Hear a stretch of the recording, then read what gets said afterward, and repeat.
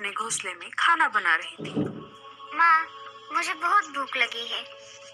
बस हो गया मेरे बेटे, आज मैंने तुम्हारे लिए आलू के पराठे बनाए हैं। वाह, मम्मी मुझे आलू के पराठे बहुत अच्छे लगते हैं। ये लो बेटा, खाओ।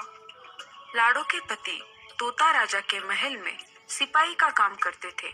लाडो का परिवार गरीब था। माँ, सर्दियाँ आ गई है। मेरे सारे दोस्त स्कूल में आते समय स्वेटर पहनकर आ रहे हैं। बस एक अकेले मेरे पास स्वेटर नहीं है। रात में भी मुझे बहुत ठंड लगती है। माँ, तुम बाजार जाकर मेरे लिए नया स्वेटर लाओ ना। टीलू, तुम्हारे पास तो पहले से ही एक स्वेटर है ना, उसे क्या हुआ? माँ, वो स्वेटर तो बहुत जगह फट गया है और वो मुझे छोटा भी पड़ रहा है। तुम नया स्वेटर लाओ ना मेरे लिए। टीलू, कुछ दिन रुक जाओ बेटा। जब तुम्हारे पापा की सैलरी आ जाएगी तब मैं तुम्हारे लिए खुद जाकर बाजार से नया स्वेटर लाऊंगी। तुम हर साल यही कहती हो माँ। अब मुझे नया स्वेटर चाहिए ही चाहिए माँ, वरना मैं स्कूल ही नहीं जाऊंगा। ऐसा नहीं चलेगा। मैंने कहा ना टीलू बेटा, मैं नया स्वेटर ला दूंगी। और रुको, मैं तुम्हारा पुराना स्वेटर ठीक कर देती हूँ। नया स्वेटर आने तक यही पहनो। लाडो बाहर से तो टीलू को डांट रही थी, लेकिन मन ही मन लाडो बहुत उदास थी। मुझे माफ करना मेरे प्यारे टीलू, हम गरीब हैं, इसलिए हमारे पास तुम्हारे लिए नया स्वेटर लाने के लिए पैसे नहीं है। तभी कालू कौवा लाडो चिड़िया के घोंसले के पास आ जाता है। अरे लाडो, क्या हुआ? तुम चिंतित लग रही हो। कुछ नहीं कालू भैया, आप बताइए कैसे आना हुआ? मुझे मेरे बीवी को एक अच्छा सा स्वेटर गिफ्ट करना है, लेकिन मुझे कपड़ों के बारे में ज्यादा जानकारी नहीं है। क्या तुम स्वेटर खरीदने में मेरी मदद करोगी? हाँ हाँ, क्यों नहीं कालू भैया, चलो चलो। लाडो और कालू कौवा उड़कर स्वेटर की दुकान में आ जाते हैं। भैया, ये स्वेटर कितने का है? सिर्फ 500 रुपए बहन जी। ले लीजिए, बहुत अच्छा स्वेटर है। कालू, ये स्वेटर अच्छा है, ये ले लो। भैया, जरा हिसाब से लगाइए। हाँ, मैं सिर्फ 300 ही रुपए दूंगी। ठीक है बहन जी, ले लीजिए। स्वेटर खरीदकर दोनों अपने घर की तरफ निकल पड़ते हैं। घर आते आते कालू अपने घर चला जाता है और लाडो चिड़िया अपने घोंसले में आ जाती है। मैं भी मेरे टीलू के लिए कपास से नया स्वेटर बुनूंगी। लाडो टूनी चिड़िया के पास चली जाती है। वो टूनी चिड़िया के पास आ जाती है और घर का दरवाजा खटखटाती है। टूनी, अरे ओ टूनी, दरवाजा खोलो, मैं हूँ लाडो। टूनी चिड़िया दरवाजा खोलती है। अरे लाडो, कैसी हो तुम? यहाँ कैसे आना हुआ? कुछ नहीं बहन, टीलू नए स्वेटर के लिए बहुत ज्यादा जिद कर रहा है, इसलिए मुझे थोड़ी कपास चाहिए। घर में तो कपास नहीं है, इसलिए मैं तुम्हारे घर आ गई। क्या तुम्हारे पास थोड़ी कपास है? मुझे माफ करना लाडो, घर में तो कपास खत्म हो गई है। तुम एक काम करो, तुम मीनू मौसी के पास जाओ, उनके पास हमेशा कपास होती है। मैं मीनू मौसी के पास चली जाती हूँ। लाडो मीनू मौसी के घोंसले की तरफ निकल पड़ती है। लाडो मीनू चिड़िया के घोंसले की तरफ आ जाती है और घर का दरवाजा खटखटाती है। मौसी घर का दरवाजा खोलती है। अरे लाडो, यहाँ कैसे? अंदर आ जाओ। कैसी हो मीनू मौसी, आपकी तबीयत कैसी है? अब आपका पंख कैसा है? ठीक है लाडो, अब धीरे धीरे ठीक हो रहा है। तुम बताओ, तुम यहाँ कैसे?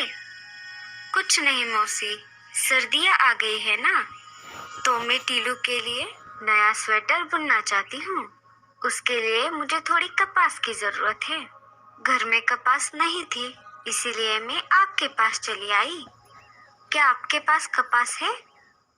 हाँ हाँ, मेरे पास थोड़ी कपास है, लेकिन उसके बदले में तुम्हें एक काम करना पड़ेगा। बोलिए ना मीनू मौसी, क्या काम है? तुम्हें मेरे लिए भी एक स्वेटर बुनना होगा। मेरा स्वेटर भी बहुत जगह पर फट गया है। हाँ हाँ, क्यों नहीं। टीलू के स्वेटर के साथ साथ मैं आपके लिए भी स्वेटर बुन दूंगी।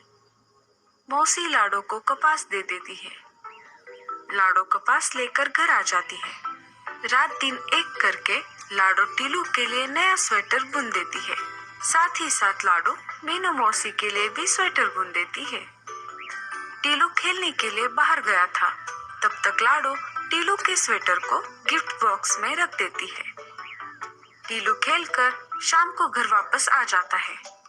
टीलू बेटा, उस बॉक्स को खोलकर मत देखना, हाँ, वो तुम्हारे लिए नहीं है। ऐसा कहते ही टीलू बॉक्स के पास चला जाता है।